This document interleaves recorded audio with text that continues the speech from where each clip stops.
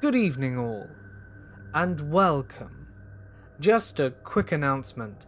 Due to popular demand and the fact that many of you in the comments section have requested this, I have extended the Patreon promotion for a little bit longer.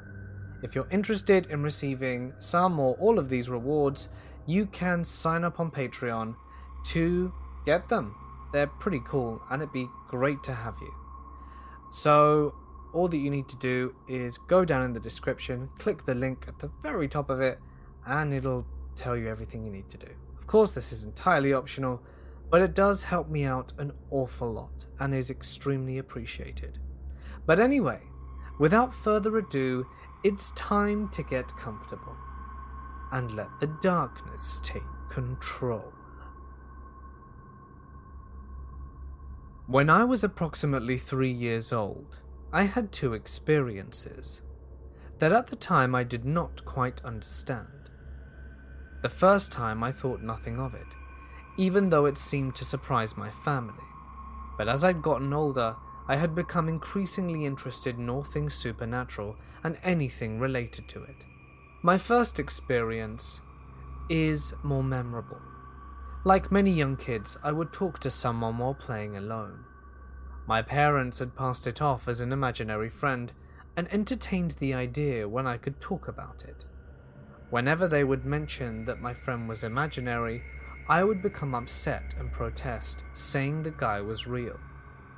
For about 2 months, I would have a sort of routine that I would go through daily. Just a disclaimer, the explanation I'm about to write is both from memory and what my parents remember me telling them. My mum also decided to record me one day while playing with my friend, and also asked me to explain him in the video. All of what I'm about to explain was obviously not seen by my parents, because I believe it was something supernatural, and that only I could see him. So, I would sit on the couch staring out the front window of the house until an old orange pickup truck would pull into our driveway. A fat man with a dog would get out of the truck and come inside. The man's name was John, and the dog's name was Lucky Duck. We would go into our living room and play for a while, and then when he had to leave, I would walk to the door and say goodbye to him and his dog. My mum was curious, and so she asked me to describe my imaginary friend. I told her the man's name and that he was fat and could be kind of mean sometimes, but that he was usually nice when we played. I also told her about Dog and that it was very mean and I was never allowed to pet it, but I was glad to see it anyway. This all happened at about the same time every day, as if it were on a schedule. After a few months, my mum noticed that I had not been playing with my imaginary friend anymore, and wondered why. That's when I told her that he had told me that he couldn't come over anymore, that was the end for me, and I'd never mentioned him again. Soon after that, my mum had been talking to my grandma on my dad's side, and she told her about my imaginary friend. My mum said my grandma had become pale and looked extremely surprised. My grandma then pointed out to my mum that the description matched my grandma's father exactly. The truck, its colour, the appearance, the attitude, and the most surprising part was that his name matched, and the dog's name and description matched his favourite dog he had. My grandma doesn't believe in supernatural things, but she even thinks that there was something that came to visit me. And no matter if it was a ghost or an angel, it was her father. I'd never met this man in my life, as he had died many years before I was born. The dog he had, when he came to me, had died even further in the past. This first experience had made my father a bit nervous of me once he had heard about it. My second experience happened around the same time as the first, but I do not remember this one as well.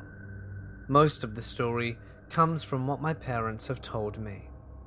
My dad was home alone with me while my mother was at work.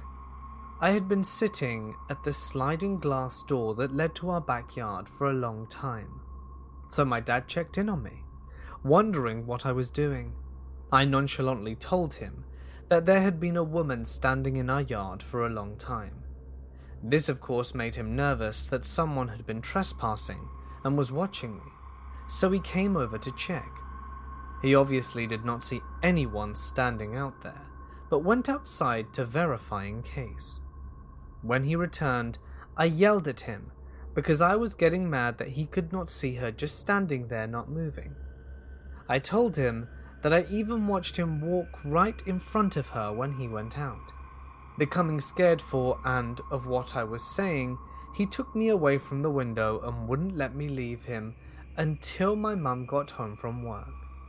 She asked me to explain what I had seen, and I tried to tell her the way the lady looked. I told her that it looked like a lady in one of your pictures, and also an angel statue we had in our house. She of course wanted to know which picture I was talking about, so I got her wedding photo album out from our bookshelf and pointed to a picture of her grandmother who lives in Germany. Again, like the last experience, I had never seen my mother's grandmother because she had died a long time before I was born.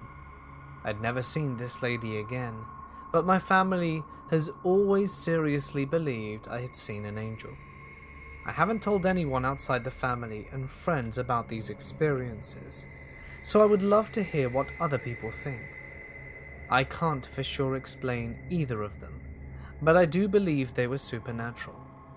I'm also not sure whether or not they were both the same type of thing, or if they were different. Since then I haven't had any other experiences, but it has left me with a belief in the supernatural. It all started when my wife and I first visited her mother's new home. Her mother had remarried and lived in a decent-sized house out in Palm Desert.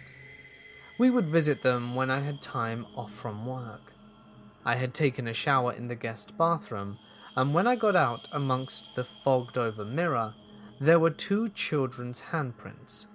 At first I thought it was a print from her 3-year-old sister Emily, and when I was done, we brought her in to see if she had done it. The prints were at least twice as big as hers, looking like they'd belonged to a kid of around 8. My father-in-law, after this incident, tells us that a little boy haunts the house as a joke. He says when his own sons were young, he saw a kid run in the kitchen while watching TV. Thinking it was his son, he got up and walked towards where the boy ran. When he opened his son's room, they were both asleep. Any kid can pretend to be asleep, which he didn't think much of. The next few times we come, Emily has started to talk about her imaginary friend, and we ask who it is, and she says the word ghost, which is something we've never talked about around her. We ask her where is the ghost, and she goes where her room is and points to the middle of the floor and proceeds to lay down like she's dead. We laugh nervously now, thinking there's an actual ghost there that's harmless, but it gets worse.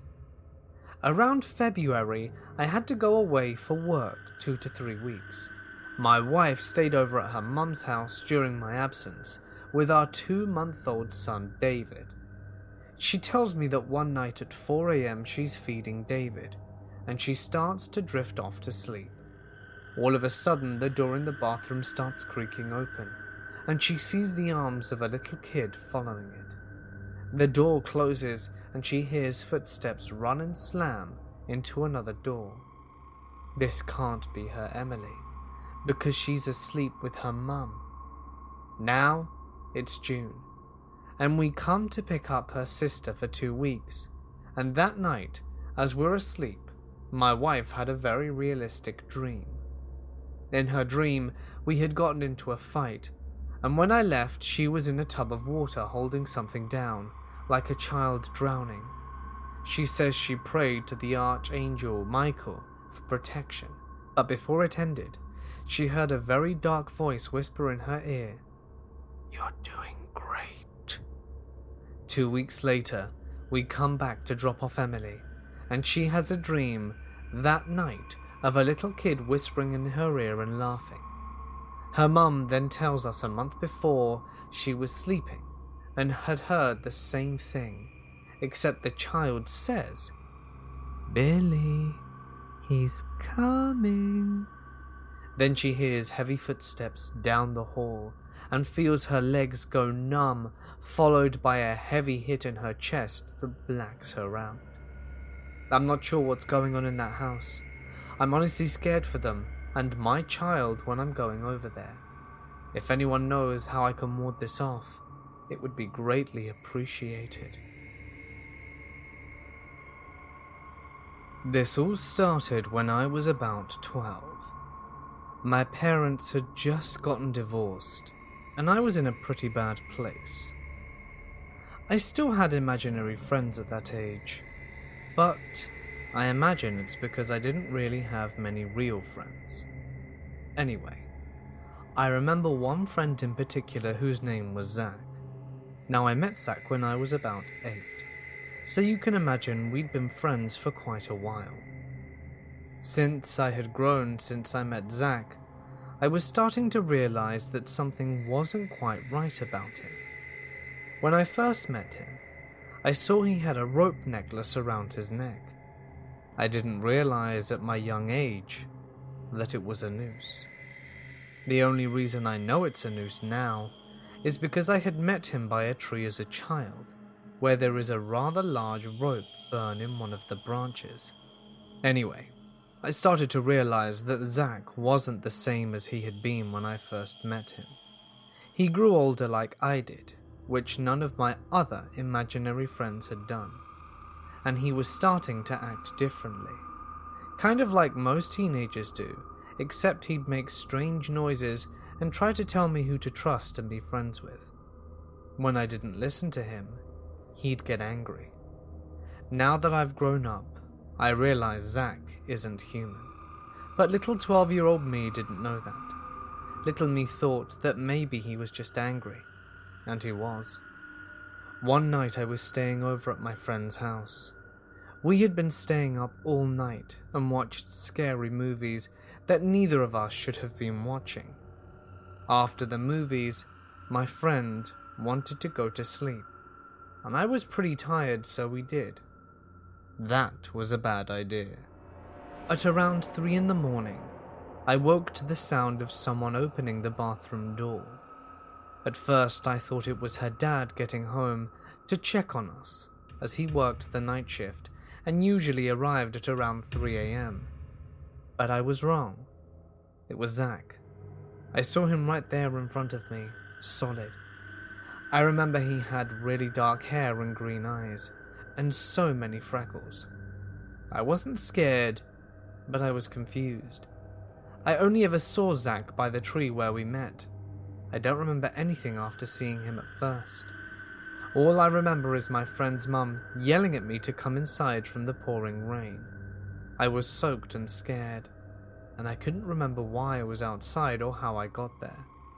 I just remember telling her that Zach wanted to play with me. I didn't see much of Zach after that. Maybe it's because I had told him to go away and that he had got me in trouble. Well, I didn't see him until recently. I'm 23 now and a caregiver for elderly and special needs patients. Needless to say, I'm well past the age when I should have an imaginary friend. The other night, I was caring for a client who lives in a pretty secluded area, which normally doesn't bother me, except it was getting dark fast, and I'm not a fan of the dark. I hate driving in it and being stuck in it. I was making her dinner as we were talking about her favorite show, America's Got Talent. She stopped in the middle of speaking and looked at me and said, "I have to ask you if you don't mind, who is your handsome friend?" I wasn't sure who she was talking about, but I should note that this woman is sharp. She's got her wits about her and is smart.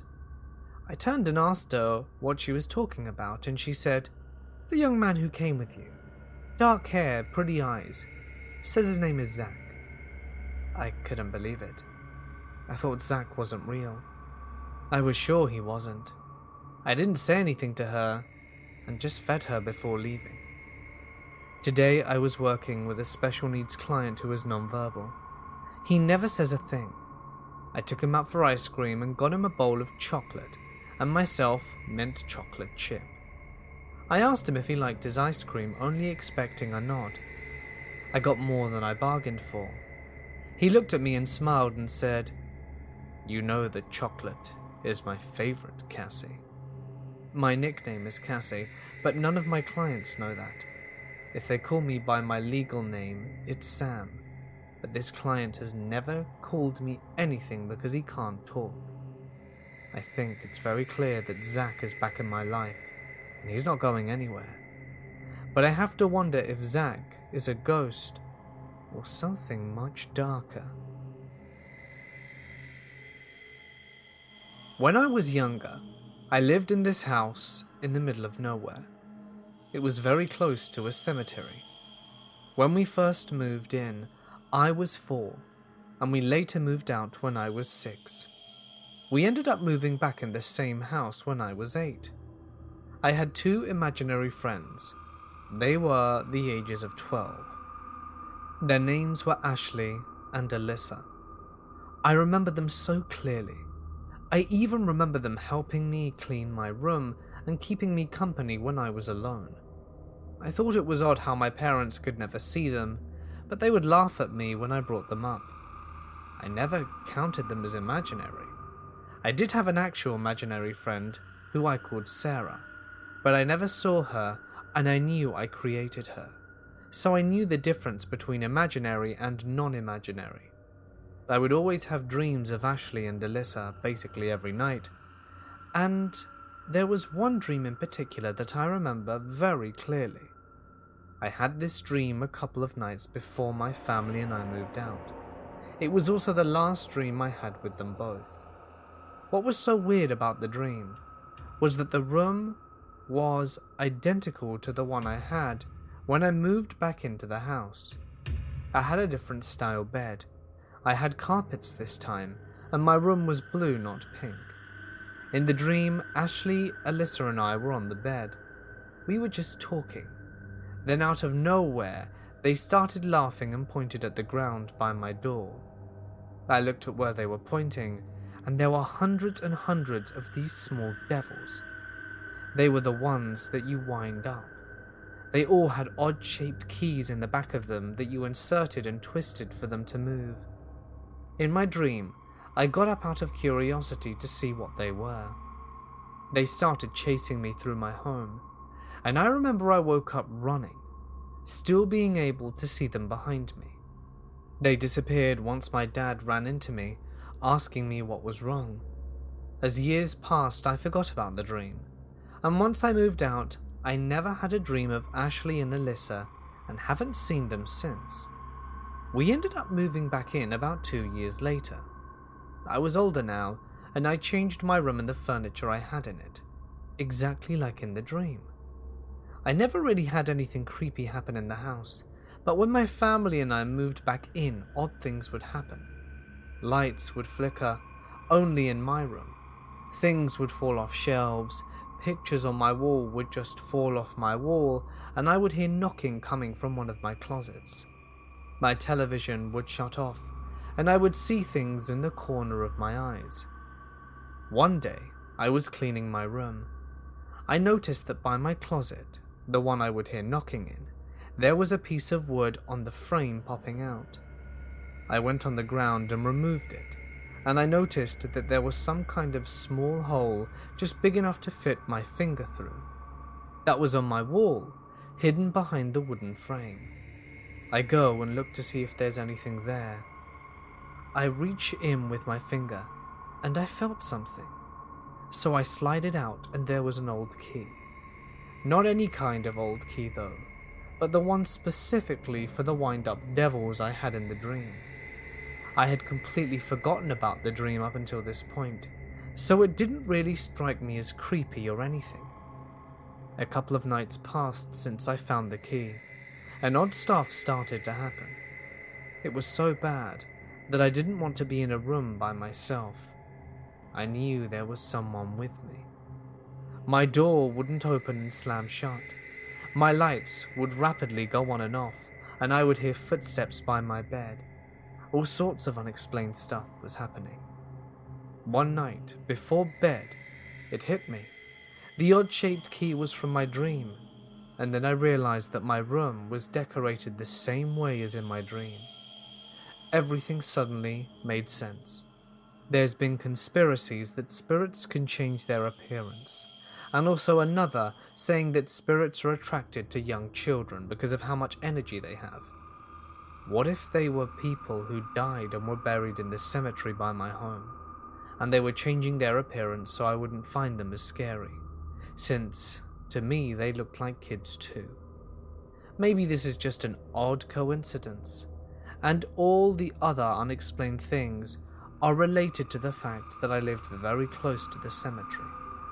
But I thought I would share it with you all, because still years later, I think about my imaginary friends and that strange house, and I can't quite wrap my head around it.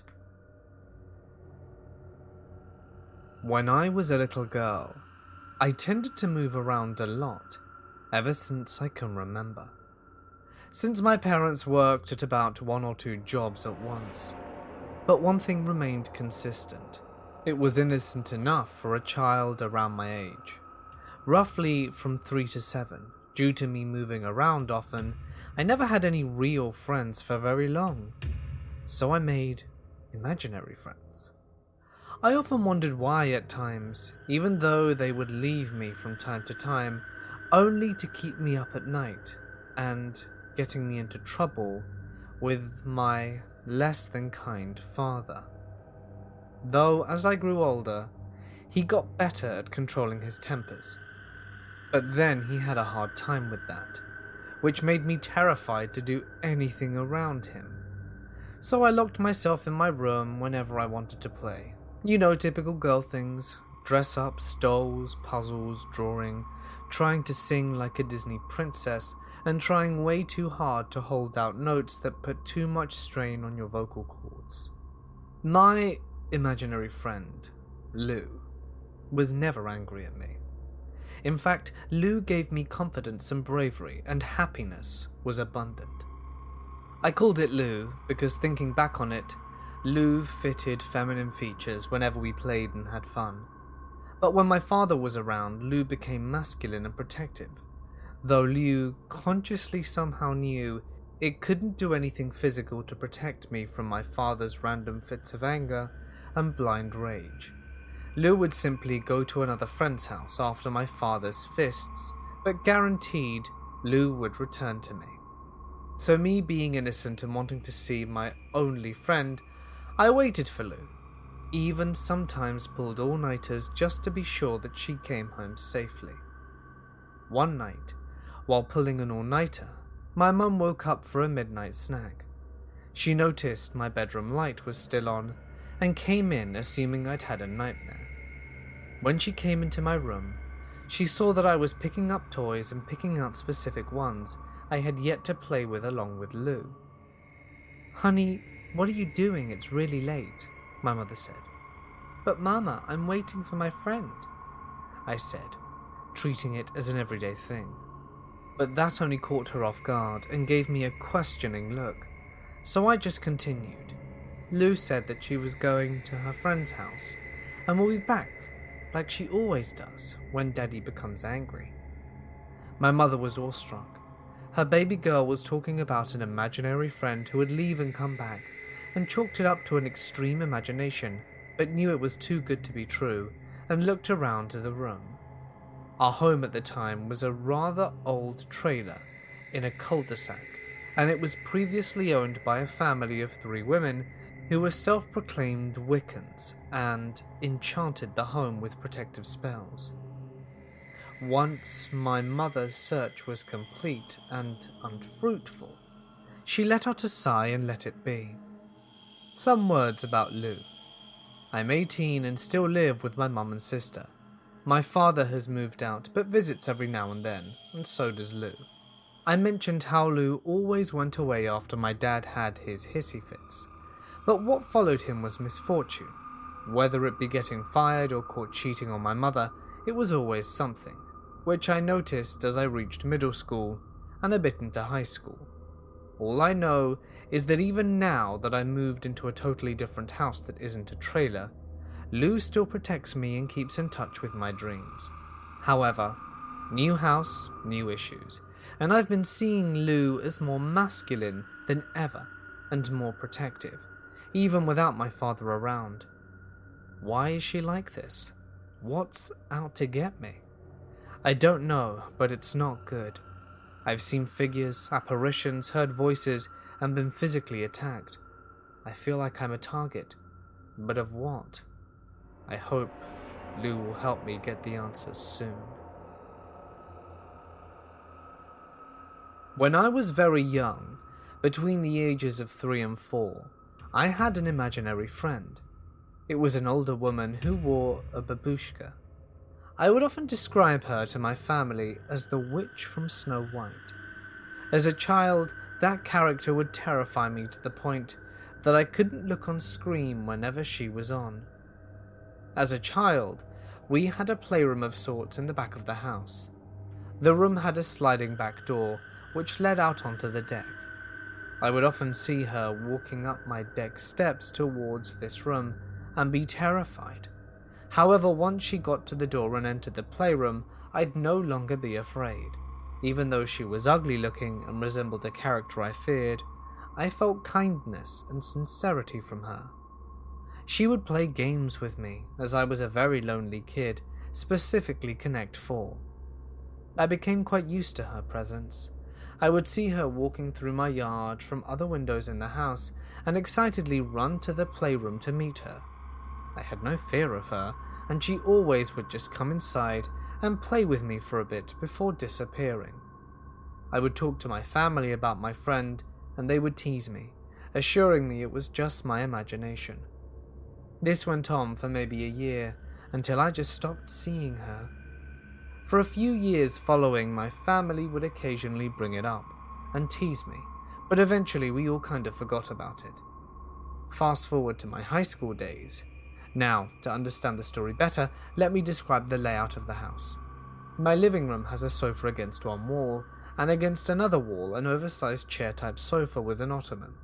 Whenever I had sleepovers with a friend, one of us would sleep in the sofa and the other on the big chair/ottoman. From the chair you could see the sliding back door that I mentioned previously. The old playroom was now converted into a dining room, and I was sleeping on the chair and my friend Krista on the couch. It was your typical teenage night. We had wine coolers, or two, maybe smoked some green stuff, and stayed up late watching TV. And this is where things get weird. The next day when we wake up, my friend Krista tells me about a weird dreaming/waking dream she'd had.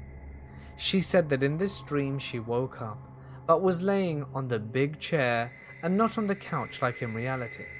So essentially we'd switched positions.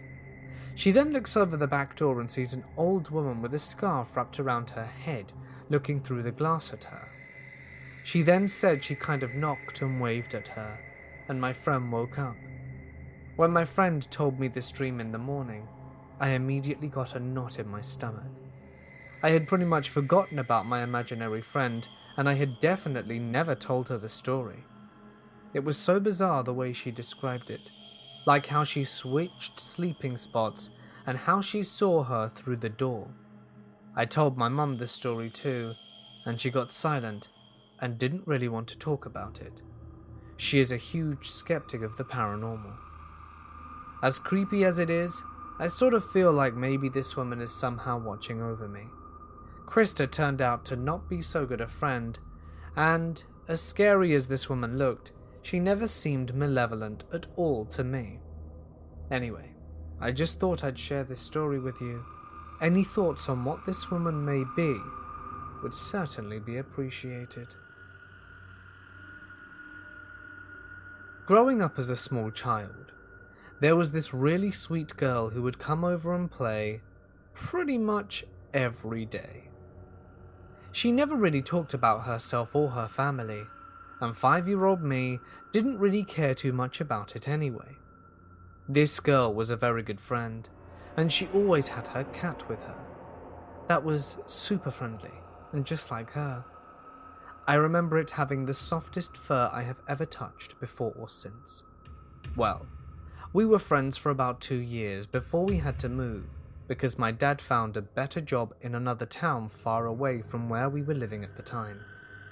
It was kind of heartbreaking to say goodbye to Precious, the girl, and I promised that I wouldn't forget her. Fast forward 10 years, and I'm having a conversation with my mum and make an offhand remark about Precious. What my mother told me was kind of scary, but at the same time kind of cool. Precious had been dead for about 30 to 50 years before I was even born. Even her pet cat was a ghost. Thinking back on it, her clothes were a bit odd and out of date. She wore a lot of those summer dresses that were really popular in the 30s and 40s, and she had a tendency to use phrases that I didn't quite understand, though she was more than happy to explain them. As an adult, it would have been pretty obvious that there was, at the very least, something very odd happening, but for a child, I didn't notice anything. When I was really young, under 8, we lived in an old hotel. The hotel had been built in the late 1980s. It was in a very small town next to railroad tracks. My sister was 1 year younger than me, and we shared the same room until we moved to another house and got separate rooms in 1980. We would both tell our parents about the various people we saw and talked to in our room. Typically, we only saw them at night. We also saw them in our dreams. The one I remember most was a soldier that had been blown apart. I don't know when he was a soldier from.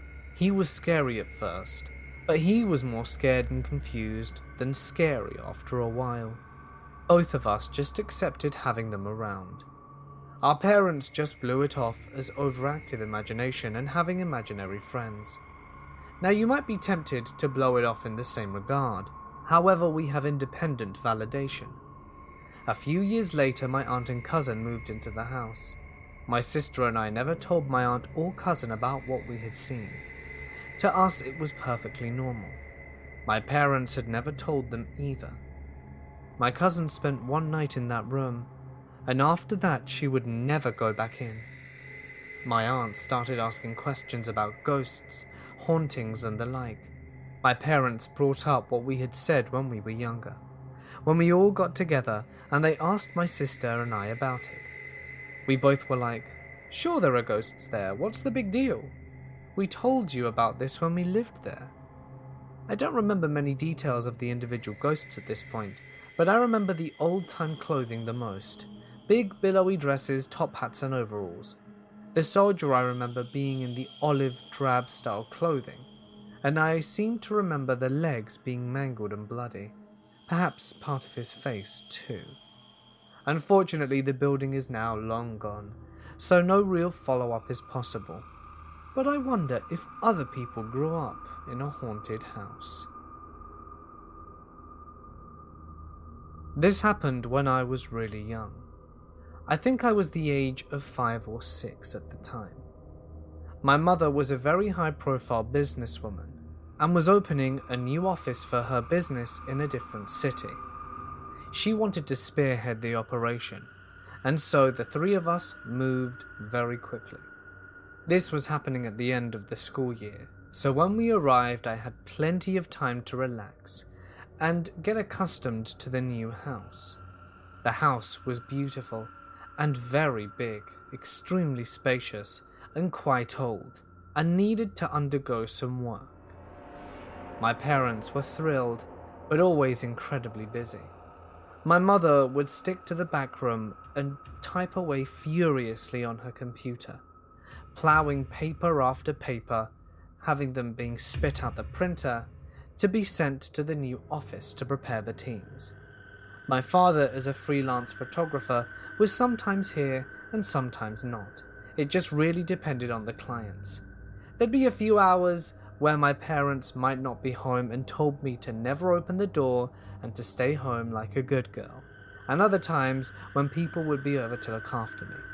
Honestly, the time I'd be alone would be very rare and very short, and my parents made sure to lock every single door in the house and window so that I had no way of getting out and no way of letting anyone in during these periods.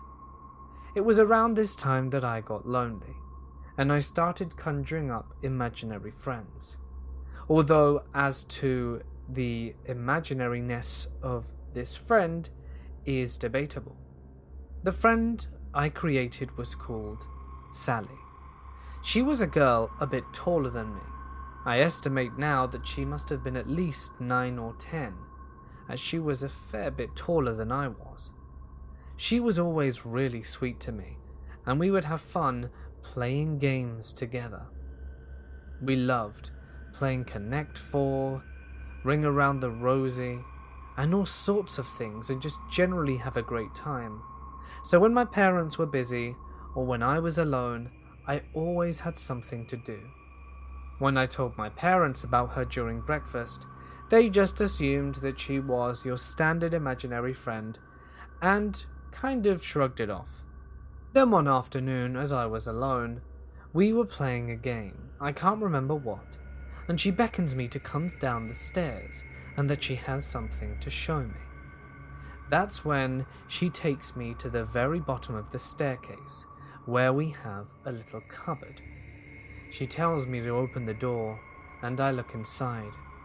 There's just a whole load of junk, and I look around, and there's nothing really of interest that I can play with. She tells me to look at the end, and when I look further in, the door slams shut, and I can't open it. The light goes off too, and at this point I'm terrified. I go through the junk in the dark and start hammering my fists on the door, pleading, demanding to be let out. I start crying in the darkness, and after a while I start to get scared. What if there's something in there with me? I was so betrayed and upset. My friend had just literally thrown me into a dark closet and left me there.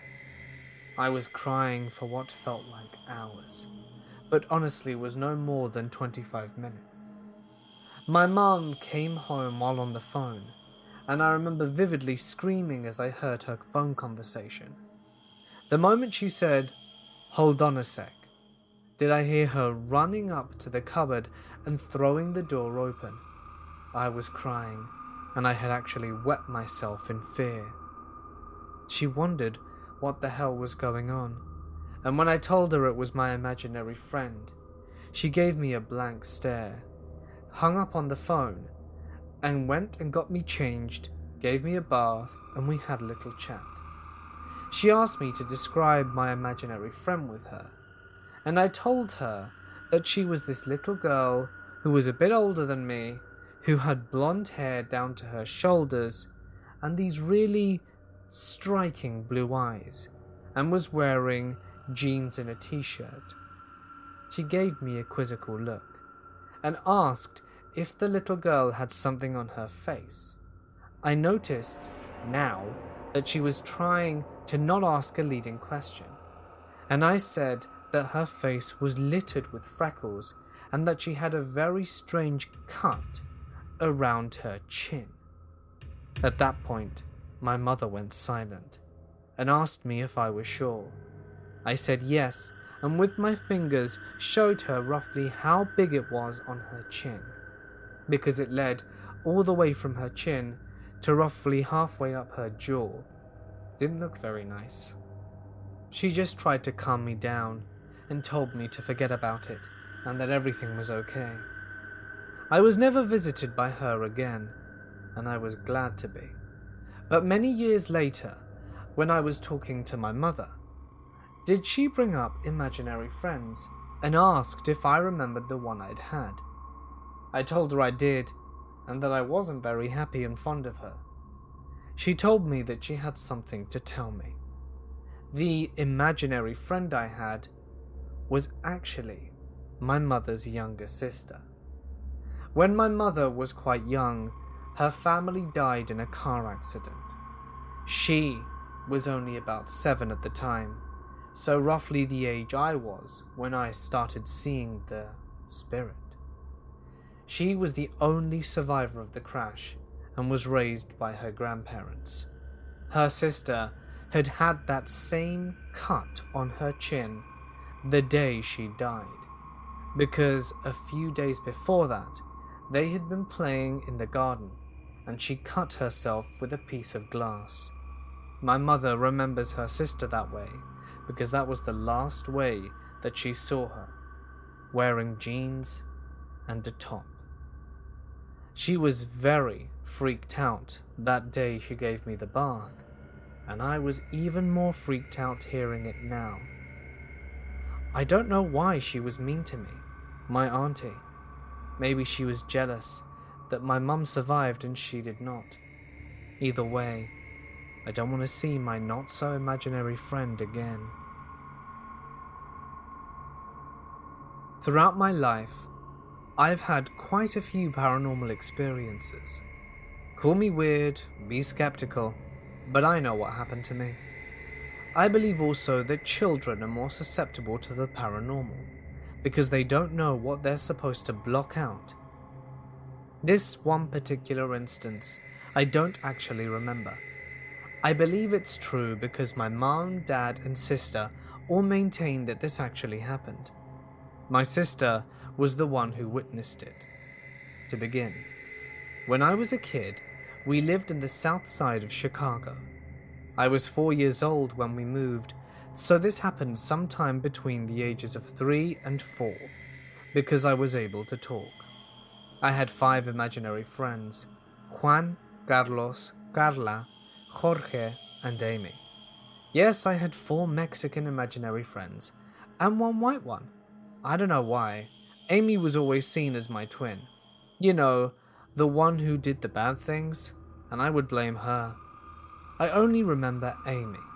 My mom, dad, and sister are always shocked when I reminded them that I don't remember the other 4 imaginary friends at all. They disappeared when we moved to North Carolina from Chicago, and Amy was the only one that stuck. My sister is also 7 years older than me. One day while we still lived in Chicago, I was playing in the living room in front of the TV, while my sister watched me and made sure I didn't do anything to get myself into trouble. All of a sudden I screamed and started crying out of nowhere. My sister freaked out and went into the kitchen as my mom was coming to see what was wrong. My sister goes, "I don't actually know, she just started crying." My mum comes over to me and asks what happened, and as plain as day I say, "Amy bit me." Being a 4-year-old, that wasn't too credible, and my mum tried to blame my sister when she did. I go, "No, it wasn't Amanda, it was Amy, she bit me." So humouring me, my mum asks me, "Okay, where did Amy bite you?" And I pointed to my back. My mum lifts up my shirt, and in the middle of my back is a clear bite mark. So I was in the car with my mum today, and she brought up this story. And at first she goes, "When did that happen?" And then she remembered all of a sudden that she got this look on her face that was a mix between uncomfortable and confused. She goes, "Yeah, I didn't tell you at the time, but I never had any doubt in my mind that your invisible friends weren't really invisible, that they were spirits. And I think the 4 Hispanic children were good spirits and that Amy was something else, which you decided to call Amy because you would always talk about her getting into trouble or doing bad things. You would always blame bad things on her. I think you may have been onto something when you said that the 4 others were trying to protect me from her." I was around 3 or 4 years old when I had my first imaginary friends. Though my personal memory of the experience is dappled by age, my parents reminded me of the incident consistently. Having what I believed to be an overactive imagination, I created not 1, but 2 imaginary friends for myself. It started on the way to the local supermarket, when I slid from the far right seat of the back row of the car to the middle seat. My mother asked me what's the matter. "I have 2 new friends, Mummy." "What are their names, son?" After a minute of staring out the window, I replied, "This one's Jack." I looked out the other window. "This one's Mac." My mother was fascinated by my sudden interest with imaginary friends and asked me what they looked like. "They're both really old, Mummy, and have really long beards." My father at this point, being a devout ZZ Top fan, began singing La Grange. My mother, on the other hand, continued asking me basic questions about the two recently acquired friends. For the next 3 months, I took Jack and Mac everywhere with me. We had frequented one restaurant to the point that when the server saw our family, she automatically provided 2 extra chairs and placement mats for my friend. They never ordered anything, of course. It was one day that we entered our favorite restaurant that things got a little strange. The waitress prepared the table for us, with the 2 extra placemats as she normally would. When I informed her that I didn't have my friends anymore, she went, "Sweetie, where are your friends?" "They went home." "To our house?" "No, Mummy, they went to the graveyard. That's where I got them from." Both my mum and dad went white-faced, and I never had an imaginary friend after that. Hey guys, it's Mort here, and thank you so much for listening. Huge thank you to all my patrons who you can see on screen now. If you too would like to become a patron and help with the running of this channel and everything that goes along with it, it would of course mean an awful lot to me, help me out a bunch. Of course it is entirely optional, link in the description. Now if you liked the video, because I did, why not drop a like, leave a comment with your thoughts, and subscribe and press the bell icon if you're new here. So I made this video on imaginary friends, and I don't think any of them are actually imaginary, they're all just kind of spooky and paranormal. But there you go. Nonetheless, I hope you enjoyed it. So, what do you know? All the imaginary friends turned out to be dead. Isn't that just charming? If there's a story that you would like to share, don't forget to send it to my email or post it to my Reddit page. Either are fine, and it could feature on a video very soon. Just be sure to add plenty punctuation, paragraphing, and description in order for your story to potentially qualify. That'd be great. And yeah, it's time for me to sign off. Stay awesome, and I'll see you in the next one.